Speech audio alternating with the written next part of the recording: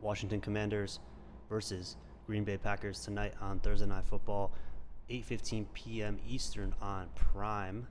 Tonight, I'm going to be giving you guys the full breakdown analysis, my prediction of how the game's going to go. I'm going to end it off with some player prop with a free pick that I locked in for you guys as well. I also just sent out a best bet to all of my VIP guys on my Winnable. If you're not on there, check it out. Link in the description, winnable.com/SpenceLocks. I've been on a hiatus for a little while. Been busy with some other businesses, but I'm back for the NFL season, of course. So I'm going to be covering as many games as possible. If you guys would like, smash the subscribe button, drop a comment, drop a like, show some support. I really appreciate it. I'm trying to get the momentum back on this channel, so I wouldn't be here without you guys. Appreciate all the love. Let's get right into it real quick. You guys already know what I like to do to kick these off is I like to show you guys where the public's on tonight. I'm very anti-public, always. But obviously, I think Green Bay is the better team here. They're at home as well. You can see where the money is. So on the money line, 64% of the money is on Green Bay. On the spread, 60% of the money is on Green Bay, and 40% is on the Commanders. And the over-under, 57% of the money is on the over for the total score of the game tonight, which is at 48.5 currently is the line that we're looking at right now. Something to note, though, is all the games in week one. This is week 2 now. So week 1, only 2 of the games went over. Everything else went under. So look for some games to go over. The line for the under doesn't really have much value here in tonight's game, so I wouldn't really necessarily look at the total. However, we're going to go over an analysis of what I think is going to happen, how this game is going to go down. I'm going to give you guys the best that I can give you guys here for free on this channel, like I always do.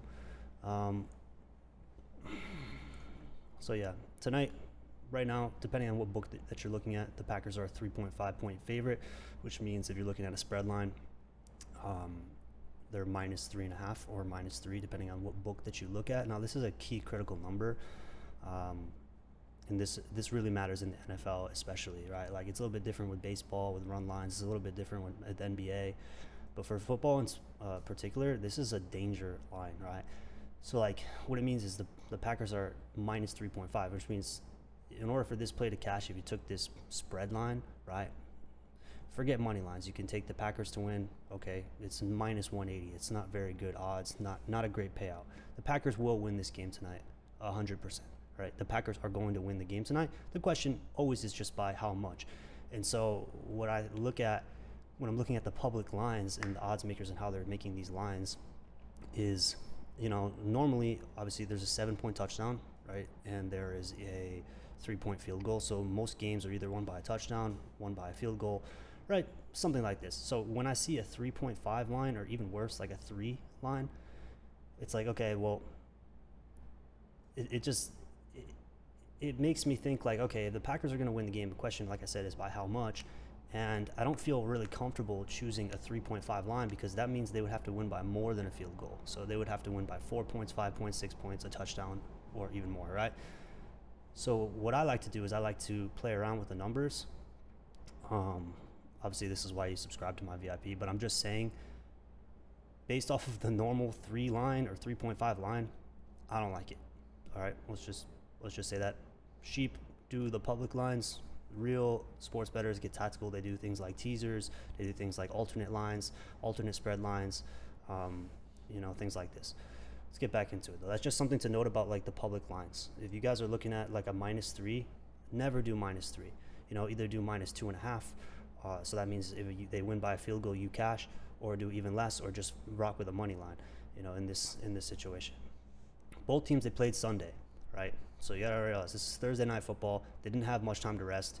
And the Packers were home on week 1. They're home again. Both teams are 1-0. So the Commanders are having to travel all the way to Green Bay. Green Bay has, which means that the Commanders, they lose a day of rest, which is only 2 days of rest, really, because they just played on Sunday. So the Packers have the edge as far as the schedule looks, and they're home. I look for the Commanders to slightly regress this year.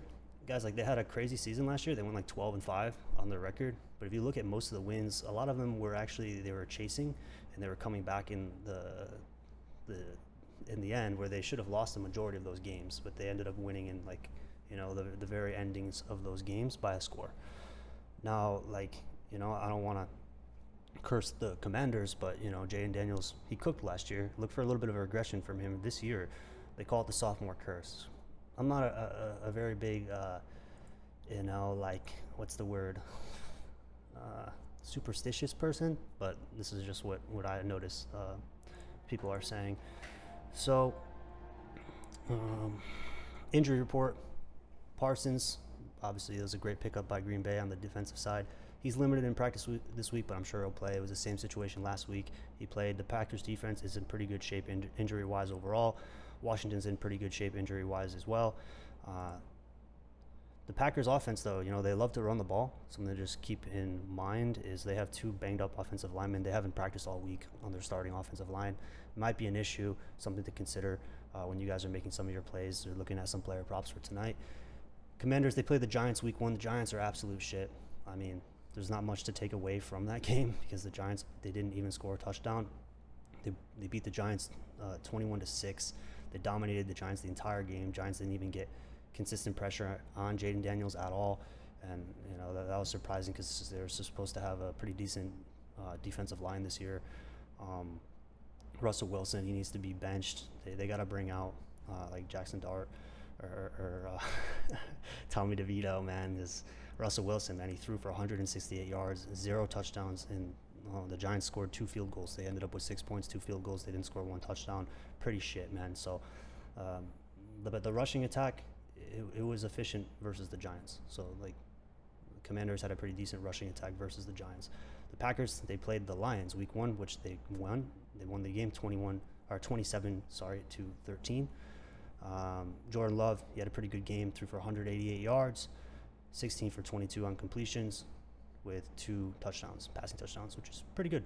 Only 2 games on Sunday, like I said, went over the total score. So, you might expect a little bit more scoring, from here on out. The Green Bay defense was putting consistent pressure against Jared Goff without even sending extra rushers, which is crazy. They pressured Goff 37% of his dropbacks. So Green Bay defense looking really, really strong, looking really good, especially against the Lions. The Packers run defense is looking strong as well. 44 yards allowed on 22 carries by the Lions. Pretty good on defense. Like I expect, like they're home tonight. Commanders aren't very well rested up. They had to go on the road. They're both coming off wins. However, remember the Commanders played the shit Giants. The Packers played the Lions, which is a much better team.